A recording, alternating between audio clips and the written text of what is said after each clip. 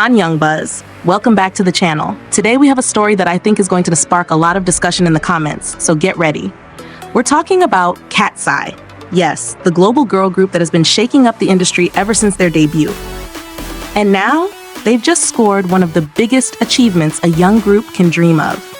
Their song Gnarly has officially been included in NME's list of the 50 best songs of 2025. That is not just any list.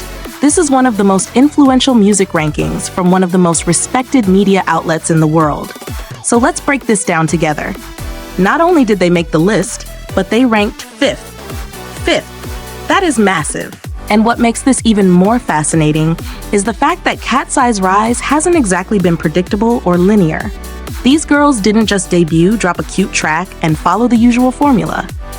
They took risks, they made bold choices, and now it's paying off. According to NME, when Katseye first debuted with their soft and sweet track Touch, everyone thought they would take the classic fairy-like girl group route. You know the style, gentle colors, dreamy vocals, safe concepts. But then came Gnarly, and everything changed. NME even described it as Katseye, instantly shedding their cuteness to reveal a bold attitude and sharp intensity. And honestly, I agree with that description. Gnarly doesn't just feel like a comeback, it feels like a statement. It's the kind of track that doesn't ask for attention, but demands it. Let's talk about the sound for a second. Gnarly is a hyperpop track with dance and funk elements, produced by heavyweight names like Pink Slip, Tim Randolph, and of course, Bang Si-hyuk. Those producers alone tell you something. This wasn't an experimental B-side. This wasn't a filler track. This was a calculated move. A clear step in Katseye shaping their identity as artists who are not afraid to shock and reinvent. But this is where things get interesting. When the song first dropped, reactions were very mixed. Some people loved it from day one. Some people weren't sure what to think. And others, well, they were confused. And that's actually normal with concept shifts this dramatic. But then the music show performances happened. And suddenly, the narrative flipped. Because let's be honest, Katseye on stage is a completely different experience than Katseye on audio. That performance, especially the powerful twerking section, went viral almost instantly, and suddenly everyone who had doubts started paying attention. Whether people loved it or complained about it, they talked about it. And in the world of entertainment, being talked about is power. But here's what impresses me most. The song didn't just trend for a week and disappear. It climbed charts in a way that proved it wasn't just hype. It hit number 52 on the UK official singles top 100, and even cracked the US Billboard Hot 100 at number 90.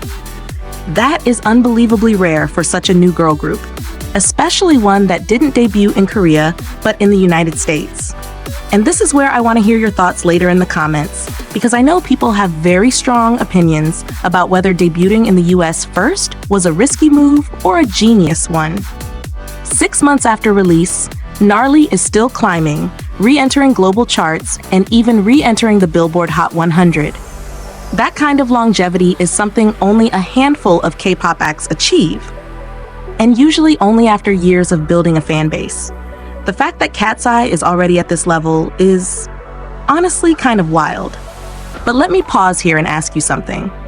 Do you think Gnarly deserves to be in the top 5 of NME's best songs of 2025? If you're a Katseye fan, maybe you're nodding hard right now. If you're not, maybe you think the rank is too high. I want real opinions. Don't hold back, because I'll be honest with mine. I think it deserves to be there. Not just because it's a good song, but because it represents a shift. It symbolizes what modern girl groups can do when they break the mold and challenge expectations. It's not about perfection, it's about identity, attitude, and artistic bravery. Think about it. Katseye started from a survival show. Usually, survival show groups get labeled as temporary hype creators. People assume they won't last. But Katseye is proving that wrong. They're pushing boundaries, taking over charts, and now being recognized by Western media in ways that many long-running groups still struggle to achieve. And speaking of Western recognition, we have to talk about the Grammys. The girls have been nominated for not one but 2 categories at the upcoming 68th Grammy Awards, Best New Artist and Best Pop Duo or Group Performance. That alone is insane. If they actually win, that will be a moment we'll be talking about for years. But think about what it means. A girl group formed through a survival audition project, debuting in the United States, earning global chart success, and now being acknowledged by the Grammys. This is not just a win for Katseye. This is a shift in how global music sees girl groups. This is a shift in how the West views Asian artists. And this is a shift in the industry at large.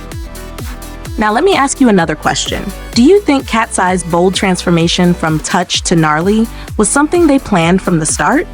Or do you think they responded to market trends and fan reactions? Personally, I think the transformation was intentional. With producers like Bang Si-hook involved, nothing is ever random. Every detail is strategic. The soft concept introduced them to the world, made them likable and approachable. Then the bold, sharp concept reintroduced them as artists with range and power. It's almost like they built their own plot twist. And I think that's why this NME ranking matters. Because it isn't just praising a song. It's recognizing a narrative, a growth, a transformation. It's validating the risks they took. And honestly, it sends a message to other girl groups. You don't have to stay inside a box. Reinvention is not only allowed, but rewarded. Another thing I love about this story is how international Katseye is. Their global appeal feels natural, not forced. It's not just about language or location. It's the energy they bring, the confidence, the performance style. And whether you agree with the twerking moment or not, you cannot deny that it played a huge role in their viral success. Performance matters, and Katseye understands that deeply. But here's the part I'm most curious about. Why do you personally think Gnarly continues to grow months after release? Is it because of TikTok trends? Is it because the song is addictive? Is it because the group itself has become a hot topic? Or is it because people were slow to appreciate the concept, but eventually came around? I want you to drop your theories in the comments because this is something I genuinely want to discuss with the community. For me, I think the longevity comes from a combination of things. First, the musical production is incredibly modern. Hyperpop can feel chaotic at first, but once it clicks, it becomes unforgettable. Second, the choreography is memorable and daring, which fuels social media engagement. Third, Katseye's image transformation makes people curious. And lastly, once major media like NME start praising a track, new listeners go check it out and keep the cycle going. This is how a song becomes not just a hit, but a phenomenon. As we watch Katseye continue to grow, I think we're witnessing the rise of a group that isn't just following trends, but shaping them.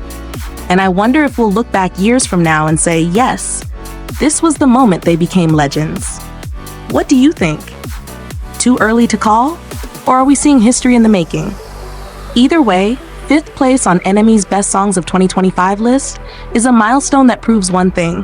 Katseye is not playing around. They're here, they're evolving, and they're not afraid to lead the industry in new directions. So now, it's your turn. Tell me your thoughts. Do you think Gnarly deserves its rank? Do you think Katseye's concept change was the right move? And what moment made you a fan? Or what moment made you pay attention to them? Let's keep the conversation going. Thanks for tuning in on Young Buzz, and I'll see you in the next video.